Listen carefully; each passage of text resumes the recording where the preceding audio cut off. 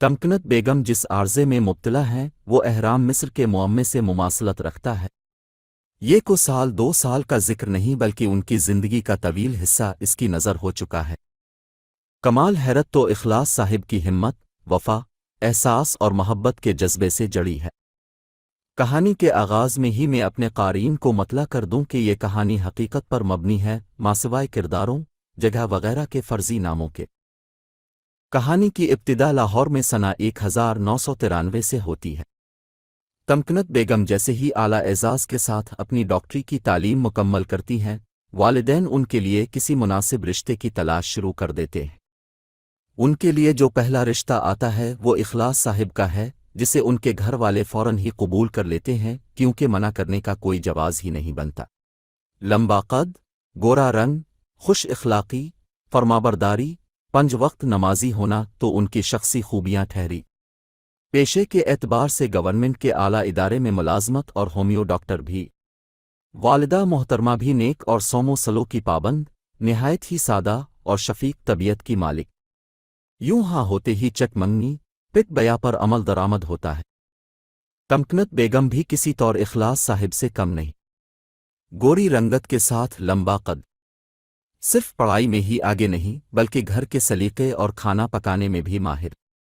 یوں چند ماہ میں ہی عزت اور دعاؤں کی چادر اوڑھے تمکنت بیگم بیا کر اخلاص صاحب کے گھرانے کا حصہ بن جاتی ہے۔ اللہ کے کرم سے شادی کے پہلے ہی سال اخلاص صاحب اور تمکنت بیگم کے ہاں بیٹے کی ولادت ہوتی ہے، جس کا نام شاہ زیب رکھا جاتا ہے۔ گھر میں ہر سو خوشحالی کی مہک ہوتی ہے۔ اخلاص صاحب کی ڈیوٹی خاصی سخت ہوتی، پہلے دفتر اور پھر شام میں اپنی پرائیویٹ کلینک کو وقت دے کر جب وہ گھر پہنچتے تو شاہ زیب سو رہا ہوتا اور تمکنت بیگم ان کا انتظار کر رہی ہوتی۔ تمکنت بیگم کے بنی مزیدار کھانے کھاتے ہوئے خوش گپیاں بھی ہوتی، دن بھر کی مصروفیات کی تفصیل کا بیان ہوتا اور کچھ مستقبل کے خوابوں کا ذکر بھی۔ اخلاص صاحب کے کام کی نوعیت کچھ ایسی تھی کہ انہیں اکثر دوسروں شہروں کیا بیرون ملک کا سفر بھی کرنا ہوتا۔ اخلاص صاحب کی غیر موجودگی میں تمکنت بیگم نہ صرف گھریلو ذمہ داریاں احسن طریقے سے سر انجام دیتی بلکہ باہر کے تمام کاموں کا بیڑا بھی خوش اسلوبی سے اٹھاتی۔ قریباً 1 سال بعد اللہ تعالی ان کو بیٹی کی صورت اپنی رحمت سے نوازتے ہیں۔ بیٹی کو تربیہ کا نام دیتے ہیں۔ رحمت تو گھر میں آتی ہے مگر ساتھ ہی ایک ایسی آزمائش کا آغاز ہوتا ہے جو تاحال جاری ہے۔ تمکنت بیگم ایک ایسی بیماری کا شکار ہو جاتی ہیں جس کو سمجھنے سے ڈاکٹرز قاصر ہیں۔ اخلاص صاحب کی ذمہ داریوں میں خاطر خواہ اضافہ ہو جاتا ہے۔ دفتر، کلینک اور پھر گھر آ کر تمکنت بیگم کو کسی ڈاکٹر حکیم کے لے جانا ہوتا۔ گھر کی صفا، بچوں کی دیکھ بھال کے لیے اخلاص صاحب نے خادمہ کا بندوبست کر دیا ہوتا ہے مگر تمکنت بیگم کھانا خود ہی پکاتی کیونکہ اخلاص صاحب کو کسی اور کا کھانا جو نہ بھاتا۔ اخلاص صاحب نے تمکنت بیگم کے علاج میں کو کسر اٹھانا رکھی۔ شہر کے ہی کیا دور دراز علاقوں کے حکیموں اور اللہ والوں کے پاس بھی جانا ہوتا تو اخلاص صاحب اپنی تھکان کو پس پشت ڈال کر بغیر تیوریوں میں شکن ڈالے انہیں لے جاتے۔ مہنگی ادویات، اعلیٰ ڈاکٹروں، مشہور حکیموں کے نسخوں اور پیر و مرشد کے تویزوں سے ذرا فرق نہ پڑتا۔ یوں دن بدن تمکنت بیگم کی صحت گرتی جاتی ہے۔ خوراک کم اور ادویات کا استعمال انہیں جیسے اندر سے کھوکھلا دیتا ہے۔ دوست، احباب، رشتہ دار سب ہی اخلاص صاحب کو مشورہ دیتے ہیں کہ بچے ابھی چھوٹے ہیں، اب دوسری شادی کر لیجیے۔ آپ کی دوسری بیگم بچوں کا خیال رکھے گی اور تمکنت بیگم کی خدمت بھی کرے گی۔ لیکن اخلاص صاحب کا ایک ہی جواب ہوتا جو آج کے دور میں شاید ہی سننے کو ملے۔ تمکنت پہلے سے تو بیمار نہیں تھی، میں بیاہ کر لایا ہوں تو اب یہ میری ذمہ داری ہے۔ اگر رب تعالی نے انہیں اور مجھے آزمائش کے لیے چنا ہے تو میں انہیں اکیلا کیوں کر چھوڑ۔ اخلاص صاحب کی یہ 2 جملے جیسے تمکنت بیگم کے لیے طاقت و توانا کا مربع ہوتے۔ وہ اپنے آپ کو پھر سے صحت مند محسوس کرنے لگتی۔ ڈاکٹروں کے سپاٹ لہجے اور غیر تسلی بخش جوابات وہ تمکنت بیگم اور اخلاص صاحب کی ہمت توڑ دیتے مگر وہ اپنے اللہ کی رحمت سے کبھی مایوس نہ ہوئے۔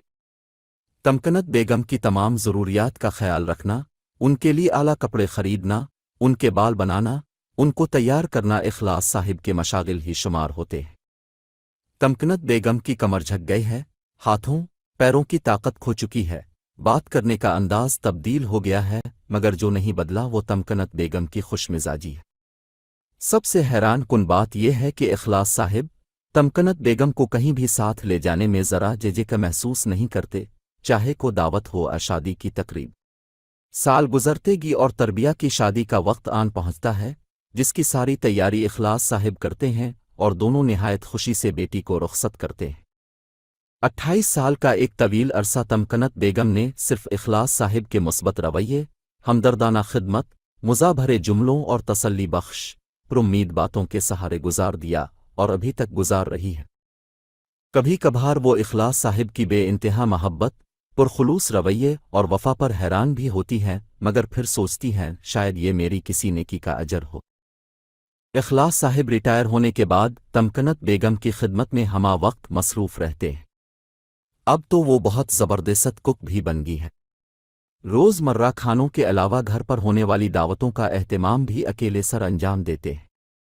تمکنت بیگم انہیں گائیڈ کرتی ہیں اور وہ مزیدار کھانے پکا لیتے ہیں۔ تمکنت بیگم کی دلجو کی خاطر 10-7 بجے والے ڈرامے ان کے معمول کا حصہ بن چکے ہیں۔ باہر کی مصروفیات بہت مختصر ہیں اخلاص صاحب کی، کیونکہ وہ تمکنت بیگم کو بیماری کے ساتھ تنہا کے کڑے امتحان میں نہیں ڈالنا چاہتے۔ آج بھی اخلاص صاحب اور تمکنت بیگم کسی معجزے کے انتظار میں ہیں کہ شاید کسی کی دعا کا اثر ہو اور تمکنت بیگم صحت یابی کی سیڑھی دھیمے ہی صحیح چڑھنا شروع تو کریں۔ اب سب سے گزارش کروں گی کہ جب بھی آپ دعا کے لیے ہاتھ اٹھائیں تو تمکنت بیگم کی صحت یابی کے لیے بھی دعا کریں۔ مشہور کہاوت ہے کہ بیوی کی وفا پرکھنی ہو تو شوہر کی تندرستی میں پرکھ ہو، اور شوہر کی وفا کا معیار ماپنا ہو تو بیوی کی بیماری میں ماپو۔ میرے خیال میں تو اس کہانی کے اخلاص صاحب وفا کے معیار پر پورے اترتے ہیں۔ اب سب بھی میری اس بات سے یقیناً اتفاق کریں گے۔ کیا اپنے دور حاضر میں ایسی وفا اور خلوص کی داستان سنی یا پڑھی ہے؟